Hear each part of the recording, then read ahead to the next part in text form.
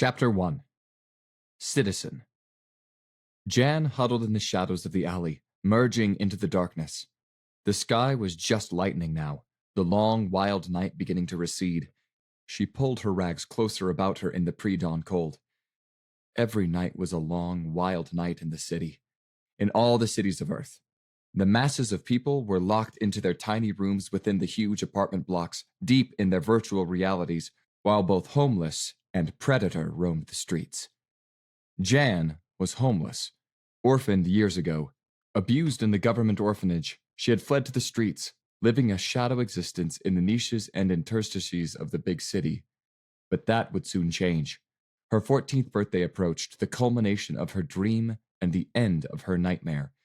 Her immediate destination loomed across the street. The public library, which would open soon, had long been both her haven and her hope. Her long-term destination lay much farther away. Jan scuttled across the street towards the steps as the custodian bot unlocked the doors. She broke into a dead run when a grizzled old man popped out of the shadows behind the abutment of the stairs. She evaded him with the ease of long practice, raced up the stairs, and reached the safety of the doors. She walked through the lobby to the study rooms, took her favorite Carol, and thumb-swiped her login. Donning the VR headset, she immersed herself in another long day of study. There was only one way off the planet. Only one way to escape the madness that was post-diaspora Earth. And that was by the exam. Those with brains and initiative and independence had long ago left the Earth for its colonies.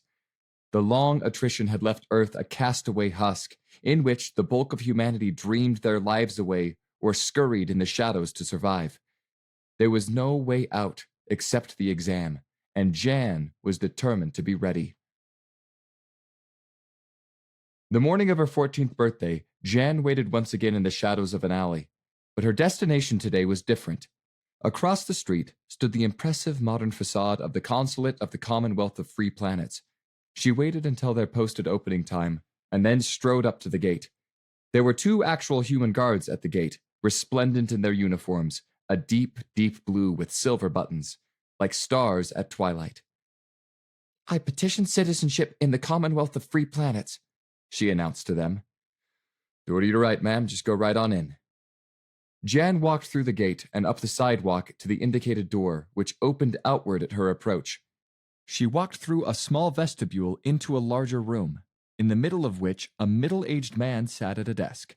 Jan walked up to the desk, and, as the man looked up at her, standing there barefoot in her rags, with her wild mane of hair, she announced her intentions again. "I petition citizenship in the Commonwealth of Free Planets." "It's not for the likes of you. Get out," he said. "But—" "Go on, get out." He stood up and started to come around his desk, at which Jan fled outside. She nearly crashed into the slowly opening door in her haste.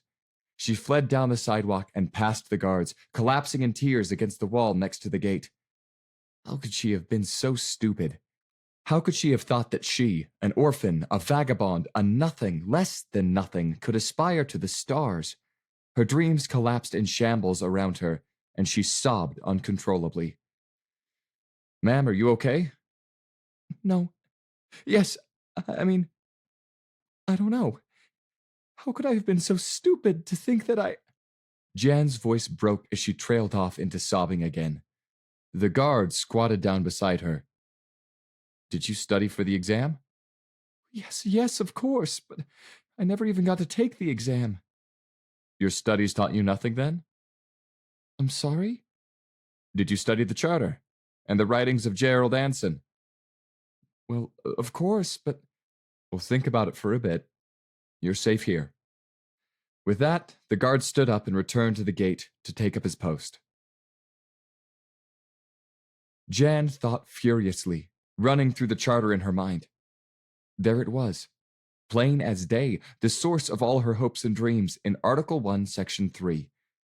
All human beings above the age of 14 solar years shall have the right to petition for citizenship in the Commonwealth of Free Planets, and to be admitted as a full citizen of the Commonwealth upon passing the citizenship exam, enjoying all the benefits and shouldering all the responsibilities attaching thereto. She had the right. Rights. What was it Gerald Anson, the author of the Charter, had written about rights? A lot of things, but one of them jumped into her mind. Demanding one's rights can never be an act of disobedience or subversion. It cannot, by definition, be a crime. It is, rather, the mark and measure of the free man. Jan smeared the tears from her eyes with dirty hands and looked back at the guard, who eyed her curiously. She got up and strode back to the gate. I petition citizenship in the Commonwealth of Free Planets.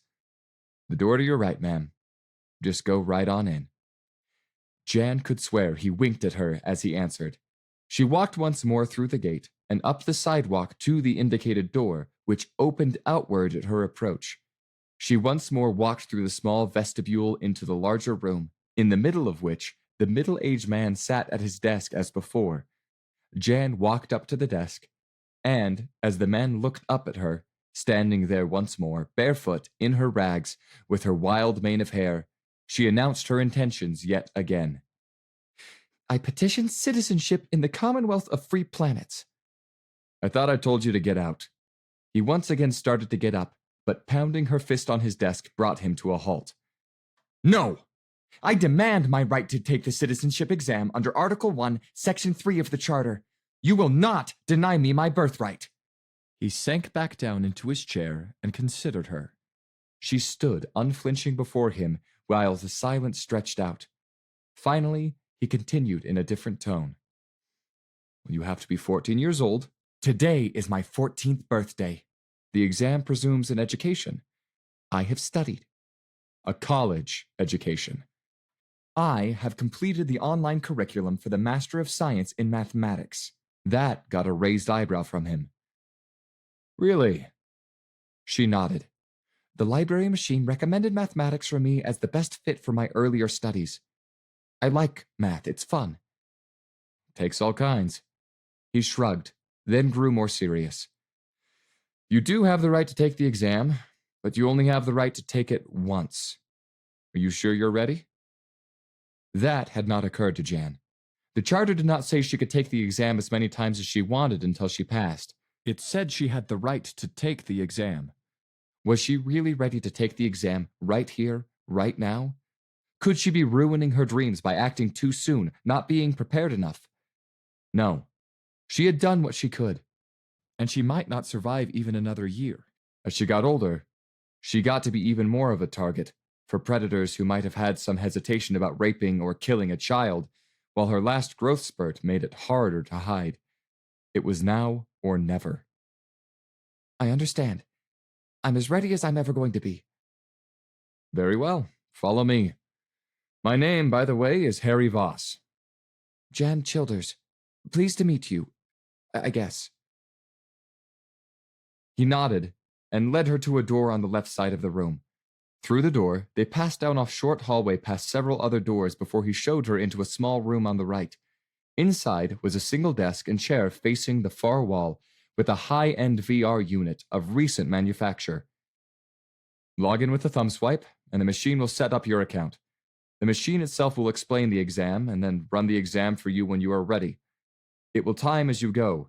If you have any difficulties or questions, you can push the call button there on the desk, and someone will come to help you. Do you understand? Yes. Good luck. Thank you. With that, he left, closing the door behind him. The VR unit was the helmet and hands type, not the full-up immersive simulator. For that, you needed interface implants. While most of the adult population of Earth had at least rudimentary implants, Jan had fled the orphanage well before the minimum age for implants. They probably would not have borne the expense even if she had been old enough. She couldn't remember any of the older kids at the orphanage receiving implants, but she also knew from her studies that implants were not necessary for the exam. Jan sat at the desk and donned the VR helmet, then pulled the hand units onto each hand in turn. When all were adjusted and strapped on appropriately, she swiped the exposed pad of her right thumb over the sensor on the console. The first section of the exam covered the basic history and political structure of the Commonwealth. How Gerald Anson had written the charter that united the inner core of Earth's scattered colonies into one loosely joined polity They gave them the political and military might to force the separation from Earth's political and mercantilist domination. How the Commonwealth Council was structured, the rights the Charter guaranteed to citizens, and the rights the Charter guaranteed to member planets. The second section of the exam seemed like a basic intelligence exam. The questions got harder and harder, and it seemed to go on forever. The third section was in one's major subject. Jan selected mathematics. Here, she was more in her element, and enjoyed considering and answering each of the questions in turn. The questions got harder and harder here, too, but she just considered them to be getting more and more interesting.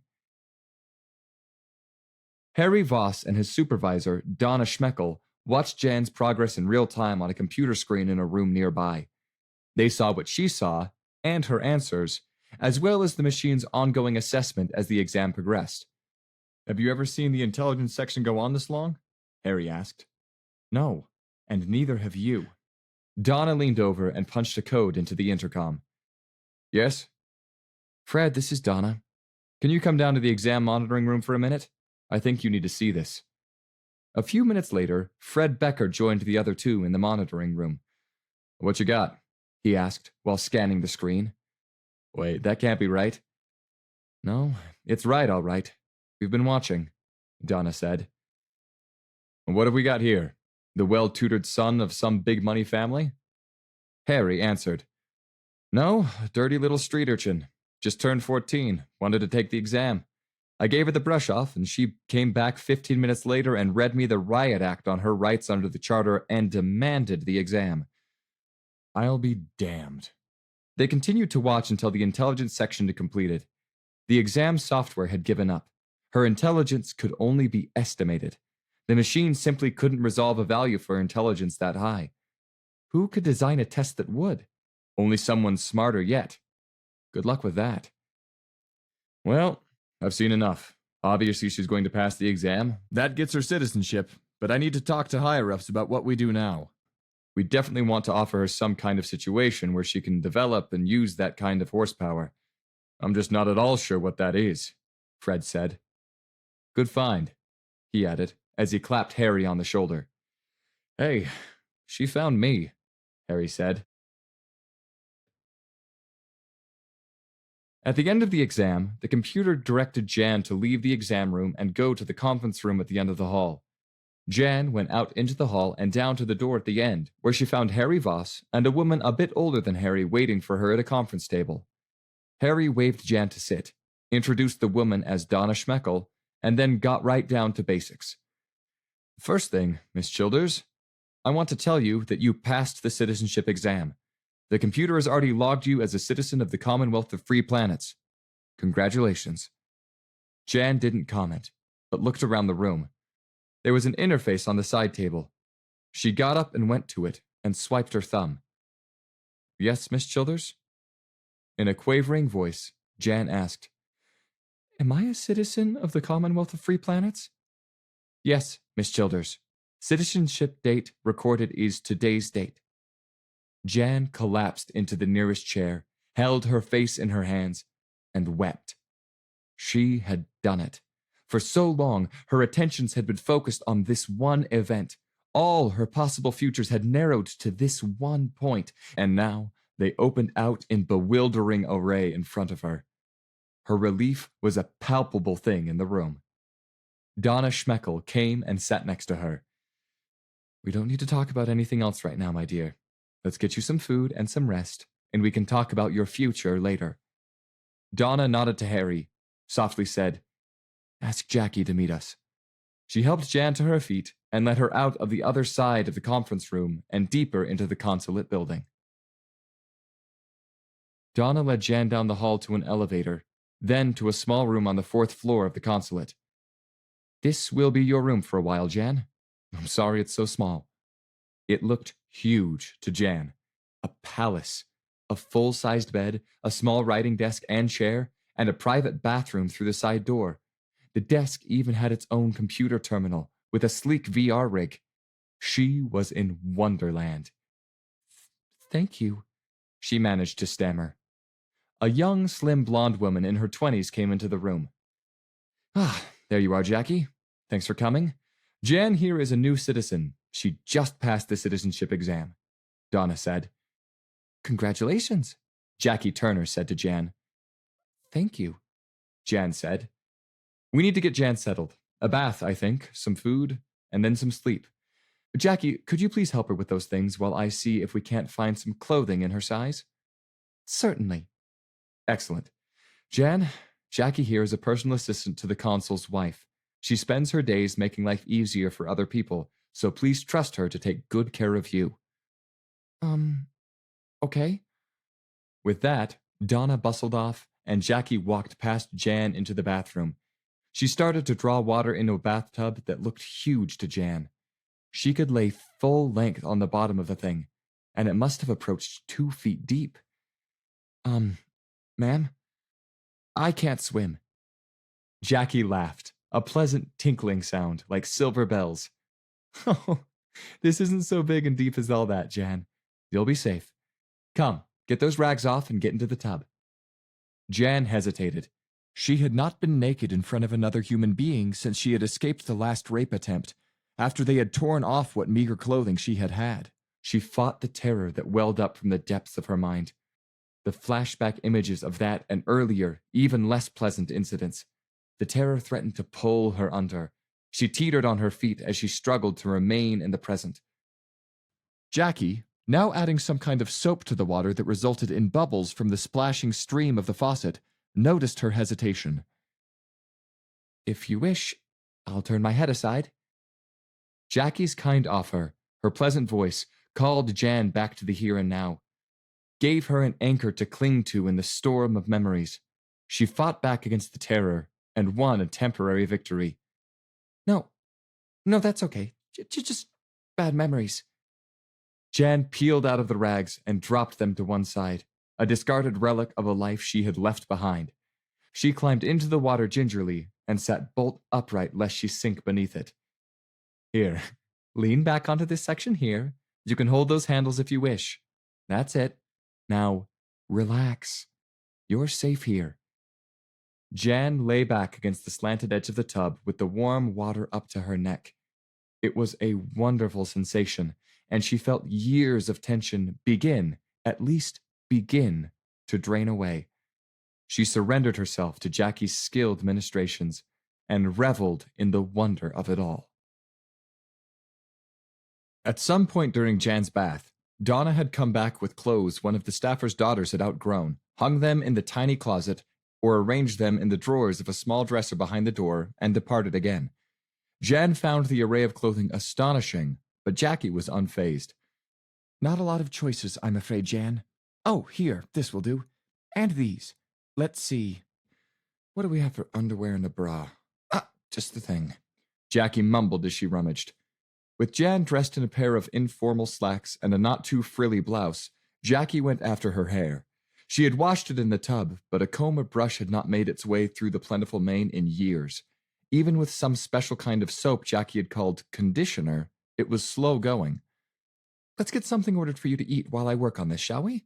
Something not too rich. If you're not used to it, you can get a very sore tummy. Jackie was still working on her hair, with the occasional murmured imprecation, when the food arrived. A young man brought it on a small cart. It was a feast fit for a king. A bowl of soup, still hot, with chicken and vegetables and noodles, 2 pieces of bread with butter, a piece of grilled pork with some potato wedges and green beans, slices of fresh fruit in a bowl. Jan had never seen so much food in one place since the orphanage, and that was shared among how many kids? The smell was incredible. They assaulted her with their rich power. She had forgotten what fresh food smelled like, if indeed she had ever known. Her stomach growled, and she realized how hungry she was, not having eaten anything since the previous day. She set to it with gusto. Lessons in table manners would be good too. Jan was too hungry to be embarrassed. Eat first, manners later. Jan rolled to the ground in the darkness, landing crouched on the balls of her feet, her clawed hands at the ready before her.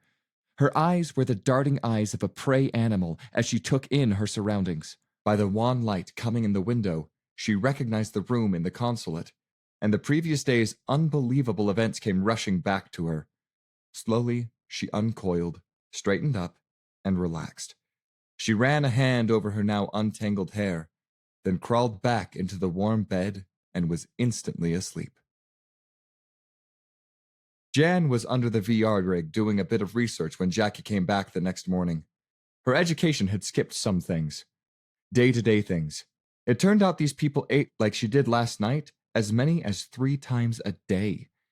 It was amazing they weren't all 1,000 pounds and simply rolled everywhere they went. Jackie had brought feminine supplies. Yes, Jan knew what a woman's menses were. It was part of the basic curriculum she had had to pass before moving on to college material. No, she hadn't had her first menses yet. Jackie seemed surprised. "Well, that's what malnutrition will do to you," Jan said. Breakfast showed up. Another young man with another incredible cart of food. 2 boiled eggs, 3 links of sausage, 2 more pieces of bread with butter, another bowl of sliced fresh fruit, and a glass of cold orange juice. Jackie held her back, however. Time for lessons in table manners. No longer on the brink of starvation, Jan allowed herself to be instructed in all the peculiar customs of the eating ritual. She wouldn't always be eating in her room, it seemed. That was apparently the arrangement for now, to spare others the sight of her enthusiastic destruction of whatever was put in front of her. The customs themselves seemed rather arbitrary. One was supposed to eat the sliced fruit, for example, with a spoon, not simply shovel it into your mouth with your hands. It seemed silly to Jan, but she supposed it did keep one's hands from getting all sticky. On the other hand, it was acceptable to eat the bread with one's fingers, as long as one hand used the knife to spread the butter. One advantage of being slowed down by table lessons, Jan savored the taste of every bite, every morsel.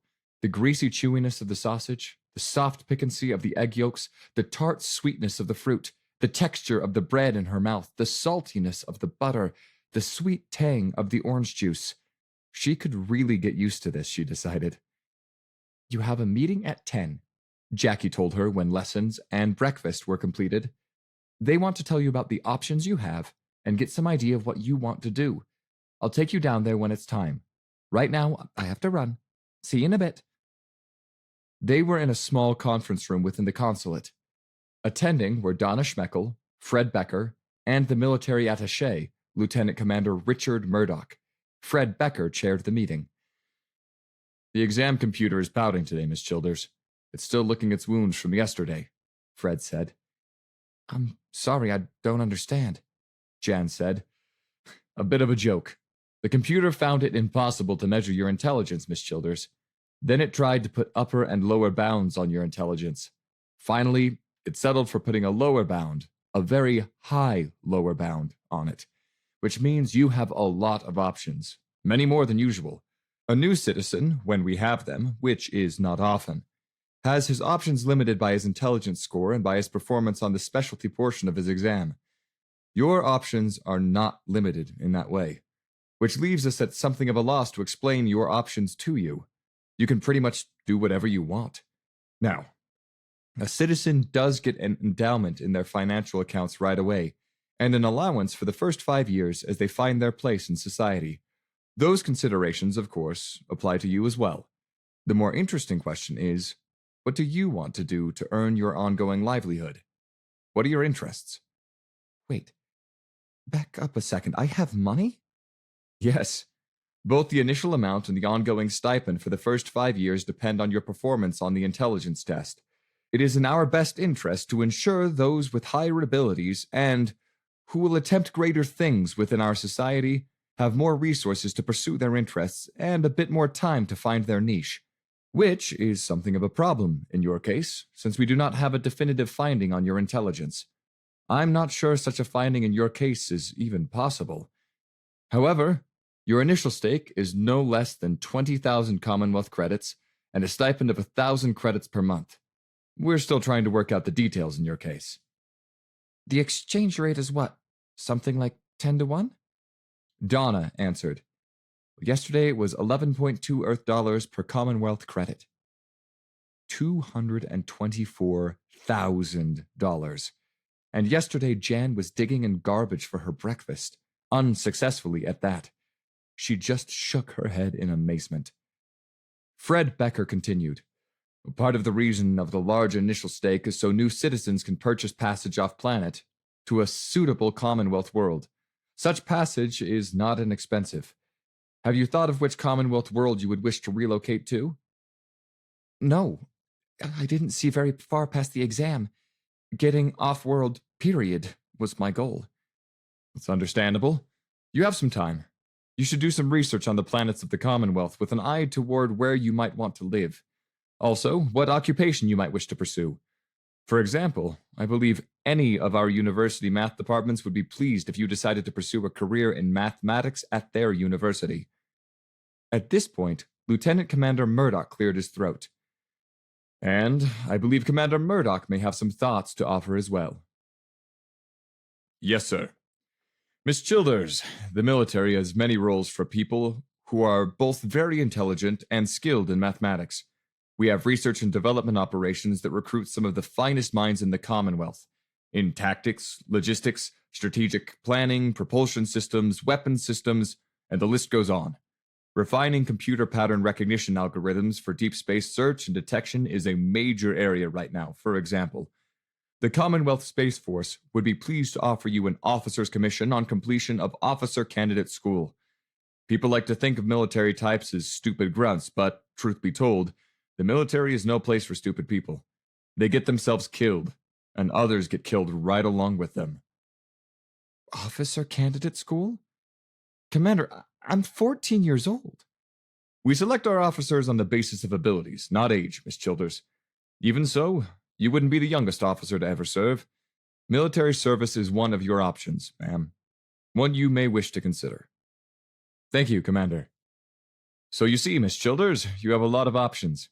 I'll message you some literature we have for new citizens. I'll also send you some of my ideas for things to look into, as well as some of my colleagues. And if you have any questions, we'll be here for you. I have one question right now. How can you afford to do this? In time, in money, for every new citizen? Miss Childers, very few people take the exam, and most don't pass it. For those who do, we can afford quite a bit of our attention and funds. They're the people we really want. They are why this consulate, and others like it in other big cities, exist at all. Why do so few people take the exam? Why wouldn't you want to get off this planet? And how can they not pass it? It's not like you don't tell everyone what they need to do to pass. Most people on this planet, Miss Childers, appear to prefer virtual reality to actual reality. As for passing the exam, if it comes down to actual work, they're even less interested. Jan spent the next several days in research. She researched the customs of her new tribe. She researched the various planets of the Commonwealth. She also researched the military. She was surprised the Commonwealth maintained a large military, given that Earth and the Commonwealth were reconciled and at peace with each other. She found there were two justifications commonly given for the large military. First, while Earth and the Commonwealth were now reconciled and at peace, it had not always been so. Earth had fought the attempt to form an independent polity among its colonies. Second, while Earth and the Commonwealth were at peace, the Commonwealth was not at peace with several of the outer colonies. There were a lot of them, and some were hard-scrabble affairs. Commerce raiding of Commonwealth merchant ships by outer colony raiders was an issue. Finally, she sent word to Fred Becker through Jackie that she had made her decision. I've decided to join the Commonwealth Space Force and take that OCS berth Commander Murdoch mentioned, Jan said. It was the same group as before. Fred Becker, Donna Schmeckel, and Lieutenant Commander Richard Murdoch. Can I ask the reasons behind your decision, Miss Childers?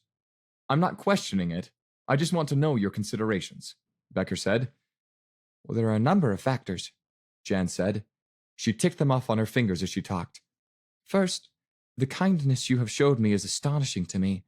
Not since my parents died 10 years ago has anyone showed me kindness of any kind. And it is a dimly remembered kindness at that. More amazing still, it seems to be your normal way of doing business. For that, for another chance at life, for the stake the Commonwealth has spotted me, for all that and more, I owe the Commonwealth a great deal, and I want to pay my way. Second, If I take the OCS billet, the CSF will pay my passage off planet, pay for my further schooling, and pay me a salary. My initial stake and the 5 years of stipend will go untouched while I am in the military. Rather than working from limited funds, I will be accruing additional funds from the start. Third, I have no idea which Commonwealth planet I might want to move to. I have no experience on which to decide. Having never been free to live where I wanted, I'm not even sure I know how to decide. And while I know who I am now, I don't know who I will be once I am out of the environment I have been living in. The military gives me time to figure out who I am, as well as the opportunity to visit places that might be of further interest. Finally, for years, anyone I met was someone to escape from if I could, or kill if I couldn't. For all that I can express myself well due to my education, my social skills are basically non-existent. The military has a smaller and better defined set of customs than civilian society. This will make it easier for me to learn how to live among my fellows. I expected your decision to be well thought out, and you don't disappoint, Miss Childers, Becker said. Dick, I think this is where you come in. Yes, sir. Lieutenant Commander Murdoch turned to Jan. Miss Childers, an OCS billet for a civilian joining the CSF is negotiated with the service before signing them up. As the local recruiting officer as well as the consular attaché, I cannot advise you on your options. It's a conflict of interest. Another military officer staffed to the consulate is in a great position to advise you, however. Lieutenant Davidson is a JAG officer. Part of her job is to represent members of the military in dealing with legal issues. I would like to have her brief you on your options and help you determine the best way to proceed. That would be great, Jan said. Chapter 2. Keto Elevator. Lieutenant Commander Murdoch had administered Jan Childers' oath to protect and defend the Charter of the Commonwealth of Free Planets. She was now officially a member of the Commonwealth Space Force, the CSF, and on her way to OCS on Jablanca. She stood on the consulate roof with Murdoch and waited for the quadcopter. No one on Earth really traveled anymore. It was much easier to go anywhere in immersive VR than to endure the rigors of actual travel, so all real travel was a one-off. Her destination was the Keto Elevator, the closest route to space from the Houston Metroplex she had been born in and never left. She was dressed now in the midnight blue ship suit that was the work uniform of the CSF. No insignia at all adorned it, other than Childers over the right breast. She would normally not even have that much until she reported for duty, but she had to wear something, and the ship suits were easier than a wardrobe for a single trip. Her research on CSF OCS indicated her massive mane of hair would be shorn off on day one. It was against regs as it was, because in 0G it would be a 5-foot diameter ball of fluff around her head. CSF personnel, both male and female, typically wore their hair short for the sheer convenience of it. Jan was glad to hear it, because 2 weeks of trying to keep it civilized at the consulate had grown tedious.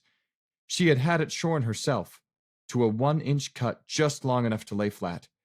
She had shed all that tedious maintenance with it. Her interviews with Lieutenant Davidson now, and her own research had allowed them to specify and negotiate her training and her specialty. Officer Candidate School, then Surgical Installation of Implants, Unarmed Combat School, Basic Tactics School, the PhD in Mathematics at a major university, and after 1 year of shipboard service in the Tactics Department of a heavy warship, Advanced Tactics School. It was an aggressive ask for an OCS candidate, but Davidson encouraged her to go for it, and Lieutenant Commander Murdoch had enthusiastically approved.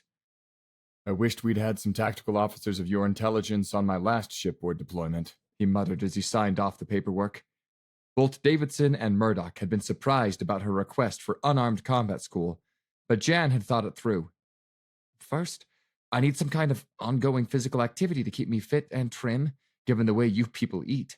Second, the Enshin style of martial arts taught at the CSF concentrates on turning an enemy's power and momentum against him, and so is particularly suited to someone of, short stature. And malnutrition throughout my primary growth years means I am always going to be shorter than most everybody else aboard a ship. Third, someone my size will have much less of a problem with being treated like a little girl if Enshin is my hobby, and they know I'm reasonably good at it. It just seems like a good fit for me, Jan had explained. The quadcopter arrived and settled onto the consulate roof. It was not in CSF markings, but had the logo of the Quito elevator. Apparently, when you bought a costly ticket into space, they assumed it was their job to pick you up and transport you the much shorter distance to the elevator. Jan turned to Murdoch and saluted. He returned the salute, then they shook hands. Perhaps we'll serve together someday, Miss Childers. It would be my honor, Commander. Thanks for everything. Well, don't mention it. It's going to go back to being pretty boring around here now. Jan hefted her duffel bag, loaded with personal toiletries and more of the ship suits, over her shoulder. The pilot held the door as she boarded the quadcopter, and she dumped the duffel bag in the back seat as she got in. The pilot closed the door and returned to his seat. He had to instruct Jan in how to fasten the seat and shoulder harness, it being her first time in a conveyance in her memory. He then set the auto drive, and the machine lifted off the consulate roof and headed southeast. Jan looked curiously out of the windows at the Houston Metroplex. She saw the warren of the old central part of the city, where the consulate was and where she had lived, and then the newer areas surrounding the core. All looked run down, or perhaps better, uncared for. People didn't live here. They warehoused here, living in their VR dreams. No one cared what the buildings and their grounds looked like, and it showed. Then they were over the Gulf of Mexico, for the 600-mile water leg to the Yucatan Peninsula. The machine rotated its ducted fans for more thrust and used the fuselage itself for a lift as they sped up. It was 2 hours until they got to Merida, Mexico, to a small service facility on the outskirts of town for a fuel and rest stop. After refueling and a trip to the necessary for both of them, they set off again, headed for San Jose, Costa Rica, 800 miles distant, and another service facility for fuel and lunch. For this leg, the direct route was over land, and Jan watched the jungles pass below. They passed within view of Belmopan, Belize, and Managua, Nicaragua, on this leg, and they were the same as Houston and Merida, huge apartment blocks where humanity had warehoused itself. After the stop in San Jose, they headed south-southeast over the water again, this time the Pacific Ocean.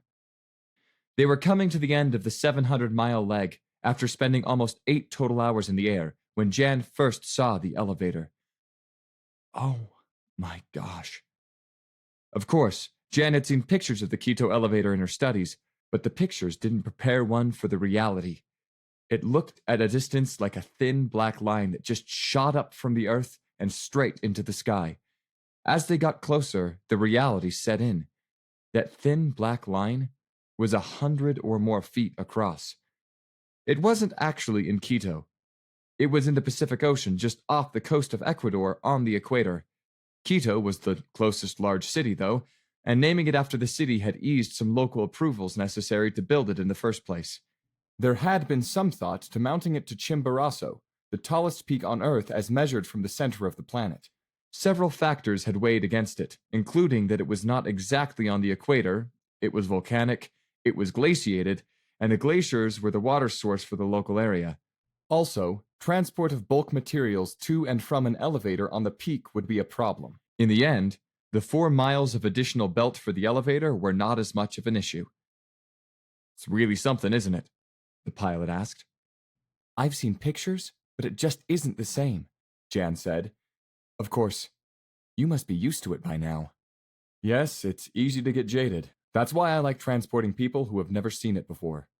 It brings the sense of wonder back. The base of the elevator was huge. Its quadcopter landing surfaces were 100 feet above the ocean waves to protect the equipment from the salt. The belt itself started its journey into the heavens higher yet on the massive structure. Below, there were docking facilities for ships, protected by a half-ring of seawall on the ocean side. The pilot landed the quadcopter on one of the landing pads and guided her into the building while his craft was serviced. Departures are right through there. Follow the blue arrows. You're lifting on standby. Welcome to the military. But I checked, and there's no problem. You're on the next lift. Thank you so much. No problem. See ya. And with that, he was off to the necessary. After Jan did the same, she headed off in the direction of the blue arrows. Jan checked in with the agent in the departure lounge. The pilot was right. She was on the next lift. Her new Commonwealth passport was inspected and stamped, and she was issued a ticket. While she waited in the departure lounge, a drop came in. She watched the people file out of the arrival door. Many yawned or stretched, as if they had just woken up. After an hour or two, boarding was announced. She queued up with a couple of dozen other passengers at the same door. They handed over their tickets and filed down the hallway to the door of the elevator car at the end.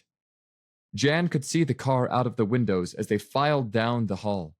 The car was perhaps 120 feet long. It had 3 floors for passengers on the side away from the belt, and a cargo bay on the belt side. The cargo bay must have been about 20 feet wide, 30 feet tall, and 120 feet long. They were loading some large container into one end of the car as she watched. She went on into the car and was shown to her berth. She had lucked out and had a compartment to herself.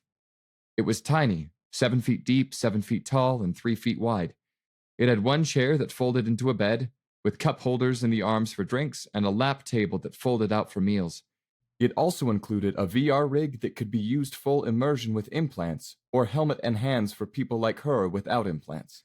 The chair faced away from the door to a single window about 18 inches wide and 3 feet tall. The window was concave on the inside, so she could put her face into it for a wider field of view. There was an overhead for her duffel on one side wall. "This is lovely. Thank you," she told the attendant after he had explained the operation of the chair bed and pointed out the VR rig and the call button. The schedule for the trip, including scheduled meals, is on Info Channel 1 on the VR. You can set the VR to alarm you for mealtimes, bedtime, or wake-up time, whatever you want. You can mark your berth for privacy from within the VR, and it will display the privacy light outside for us. The necessary is at the end of the hall. If you have any problems or want anything else, like drinks or snacks, you can call us from within the VR or use the call button there. Any questions? No, I'm good. Thanks again. No problem. Have a nice lift. Jan stowed her duffel in the overhead, then sidled past the chair to get around to the window and look out. Her view was to the north, as the thin belt was arranged in line with the prevailing westerly. North was the lift side, and south was the drop side for this cycle. She sank into the chair and tried to relax. She had not left the Houston Metroplex since her parents had died. Whether she had traveled with them as a child, she did not remember, though she did remember going to the beach with them. Of course, that could have been the beach in the Houston Metroplex. She just couldn't recall. Since then, during the years in the orphanage and then on the streets, she had not ventured out of the downtown district. There were more places to hide and more places to scrounge food in the warren of the downtown than in the sterile outskirts. Now she was over 2,000 miles from Houston, and about to add 30,000 more miles on her lift into space. She looked in the direction of Houston, over the horizon to the north-northwest.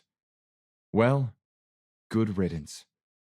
Her reverie was interrupted by an announcement. It was over a speaker in her berth. She supposed if she had had the VR set on, it would have come over that instead of the speaker. Welcome aboard the Quito elevator, ladies and gentlemen. Our lift to Quito Station will take a bit over 2 days. Your apparent gravity will increase when we lift, and then gradually decrease over the first 40 hours or so. As we pass the geosynchronous point, you will experience apparent weightlessness. This can disturb some people, giving them inner ear disorientation or gastrointestinal distress. So if you know you have problems with weightlessness, let us know. We have a drug available that is very good at treating those symptoms without side effects. If this is your first time in space, and you are not sure about whether you will have problems with weightlessness, I would recommend you take the drug. It is much easier to find these things out on ship, where the facilities are much better for helping you once you get sick. So let's save the experimentation for later, shall we? When we are at the geosynchronous point, we will rotate the elevator car on the belt, so the ceiling is toward Earth and the floor is toward Quito Station. This procedure is smooth, but it can be disturbing if you don't know it's coming. We will announce it before performing the procedure. Once we pass the geosynchronous point, apparent gravity will gradually return. Quito Station has 80% of Earth gravity, so it will be a bit easier to move around and your bags will feel lighter on the station. During the period of reduced apparent gravity on the lift, please be very careful moving about the cabin. It's pretty easy to push up out of your chair and bang your head on the ceiling. The necessaries have zero gravity features, and the directions for low gravity or zero gravity use are on the back of the door. But it's best to perform those functions before we hit the low gravity portion of our lift and then wait it out. We'll announce a good time for that as well. We will be serving meals on Quito time, which is the same time zone as New York City, so it shouldn't be too far off for most of you. If you need special arrangements, please let us know. We will also serve drinks at any time. You can order in the VR set or simply press the call button. In the meantime, we recommend you sit back and enjoy the ride. The VR sets are good for reducing boredom on the long trip, and we encourage their use. Please let us know if there's anything else we can do for you on the trip, and have a good lift, everybody. Jan reviewed what she knew of the Quito elevator in the VR. The Quito station synchronously orbited the Earth at an altitude a bit under 28,000 miles above mean sea level. This was well over the free satellite synchronous orbit of 22,236 miles. 28,000 miles is what the geosynchronous orbit would be if Earth was 1.8 times more massive. The required additional pull toward Earth to keep it synchronous at the higher altitude was thus 0.8 g, which was provided by the belt of the elevator. That, in turn, meant the station had 0.8 g apparent gravity with its up direction toward the Earth. It also meant the spun carbon nanotube belt had a tension of 0.8 times the weight of the whole station. The belt was 100 feet wide for reasons of this geometry. The size of the elevator cars was determined by the required size of the belt, not the other way around. The maximum speed of the cars on the belt was 600 miles per hour. Including periods of acceleration and deceleration at either end, the trip was 50 hours. The elevator cars ran by grabbing the sides of the belt. While cargo cars could pass each other or passenger cars anywhere on the belt, it could be a bit bumpy. Upward and downward bound passenger cars were therefore scheduled so as to pass each other as they passed through the free satellite synchronous orbit altitude, where they were effectively weightless. They did this by the simple expedient of letting go of the belt as they passed in free fall during the rotation that kept the bottom of the car the apparent down during the gravity portions of the trip. Jan had known that, but found that reading it groundside and reading it while actually riding in the elevator car were two very different things. She decided to place an order for the weightlessness drug. Even if the zero gravity of weightlessness didn't make her nauseous, that whole letting go of the belt thing just might. As it turned out, the rotation was almost a non-event. It was curious, after more than a day and a half watching the stars slowly arcing across her window, to watch them turn completely 180 degrees in a few minutes. But that was about it. Oh, and the cessation of the more felt than heard machinery noise of the drive wheels on the belt when they were disengaged. The silence was deafening. After the rotation, the wheels re-engaged the belt, and the near subliminal machinery noise resumed. Facing away from the belt, and given the belt's width compared to the width of the half-rotated cars, Jan did not see the other elevator car pass them on the other side of the belt at a closing velocity of 1,200 miles an hour, and she was just as glad she didn't. The elevator car arrived at the station by settling onto a landing pad on the top of the station, which was the side toward Earth. It had held back against the increasing apparent gravity for the last 10 hours, using the energy to recharge, at least partially, its batteries. Chapter 3. Quito Station. Jan was met in the arrival lounge by an ensign in CSF uniform.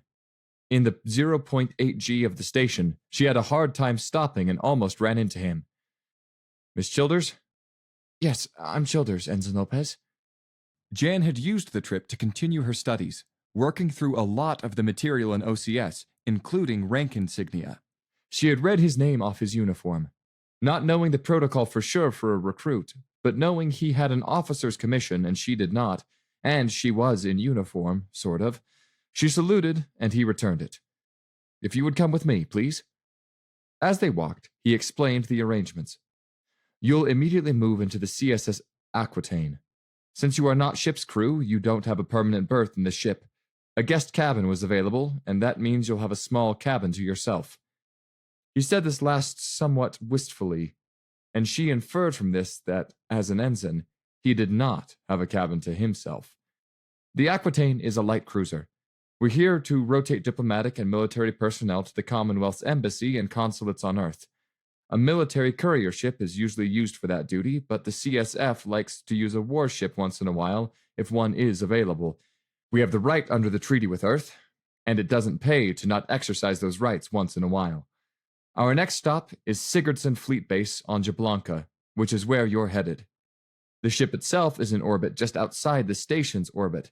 It's orbiting in the other direction, so it comes around every 13.5 hours or so. She's just too big to dock to the station. Too much tension on the belt. There's several hours before she comes back around and the shuttle can take us over. So the Aquitaine's executive officer, Lieutenant Commander Stewart, has invited you to have lunch with her. That's where I'm taking you now. Any questions? Just short of 1 million, sir. But we're good for the moment, I guess. Lopez grinned at her, and she grinned back. And then they were there. Lieutenant Commander Bo Stewart waited at a small carrel outside the restaurant, working on a portable VR rig that looked like a pair of dark glasses. Her hands typed on an invisible keyboard on the table in front of her. They approached and stood silently, waiting for her to acknowledge them, knowing the portable VR rig had a proximity sensor. Stewart took off the glasses and turned around with a raised eyebrow. She wore her jet black hair short in the CSF fashion, and eyed Jan with rich chocolate eyes under a slight epicanthic fold. Lopez saluted, and Jan followed suit. Stewart returned the salute and turned to Lopez. Recruit Jan Childers, ma'am. Recruit Childers, Lieutenant Commander Bo Stewart. Well, pleased to meet you, Miss Childers. I've heard a lot about you. None of it's true, ma'am, Jan blurted out. Stewart started and then laughed, a happy, bubbling sound. Well, we'll see. Mr. Lopez, take Recruit Childers' duffel with you to the shuttle, please. Dismissed. Lopez saluted, picked up Jan's duffel bag, then turned and left. Stewart stood up, and she was impossibly tall. She was also shapely in the causes riots wherever she goes fashion, and in dress uniform. There couldn't be a more marked contrast between two people than between her and Jan, short and scrawny in her unadorned shipsuit. Follow me, Miss Childers. Stewart led the way into the restaurant, where they were expected, and to a quiet table on one side. Have a seat. Jan sat bolt upright in her chair, somehow managing to stand at attention while seated. Stewart laughed again. At ease, Miss Childers. This isn't inspection. Ma'am, you don't understand. I'm scared to death of screwing up. I escaped Earth, and the last thing I want is to go back. At the mention of Earth, Stewart looked up. Jan followed her gaze and froze, mesmerized. She had not noticed the ceiling of the restaurant was a patchwork of skylights. Earth hung in the sky above, the size a 1-foot diameter ball on the floor would appear to a standing person. Hawaii, on the left, was just passing into twilight. The lights of the metroplexes of the Americas were strewn across the night side like diamonds on velvet. Jan spotted the Houston metroplex and shuddered. Stewart cleared her throat. Jan tore herself away from the view to look at Stewart and reddened. Where are you from, Miss Childers? Houston metroplex, ma'am. Right there above the Gulf of Mexico. Well, you're a Commonwealth citizen now, and even if you wash out of the CSF, you'll never go back unless you want to. I can't imagine ever wanting to, ma'am. It was, not pleasant. So I understand. I should tell you, Lieutenant Commander Murdoch and I are old friends. Dick and I were at the academy together. He knew I was on the Aquitaine, and he called to tell me about you. You impressed him a great deal, Miss Childers. Lieutenant Commander Murdoch is a very nice person. He was very kind. Yes, he is. Even so, Dick Murdoch does not impress easily. I guess that's why I wanted to meet you. And also to tell you you're among friends here. You have a great deal of slack, you might say. You are not yet expected to meet military courtesies and standards. At the same time, you have both chosen and qualified to become one of us, which we appreciate and respect. So, you can relax. Please. Stewart laughed again, and Jan finally smiled. The woman's laugh was infectious. That's better. Now let's see if we can't get some food. The menu was bewildering to Jan. There was an insane variety of choices, literally dozens of entrees, plus sides, plus drinks. She goggled at the menu until Stuart rescued her. If I might suggest something? Oh, please do, ma'am. I'm new to all this. At the consulate, I simply ate whatever they put in front of me. Stuart ordered for them both, and Jan's attention turned once again to the earth above. So much heartache, so many bad memories, all wrapped up in that little ball. Her mind ran back over the death of her parents, her years of abuse at the orphanage, her life of hunger and terror and violence on the streets, all distilled into that little ball, now so far away. She heaved a huge sigh and returned her attention to Stuart, who contemplated her in silence. Jan reddened again and looked down at the table. That bad, was it? Yes, ma'am. Well, it's gone now, forever. It can only affect you now if you let it. We all carry our pasts around inside, Miss Childers. It's good to learn from our past, to contemplate it from time to time, but one needs to set their past aside to get on successfully with the present. Yes, ma'am. I'll try to remember that. It will get easier with time and practice. But for right now, let's eat.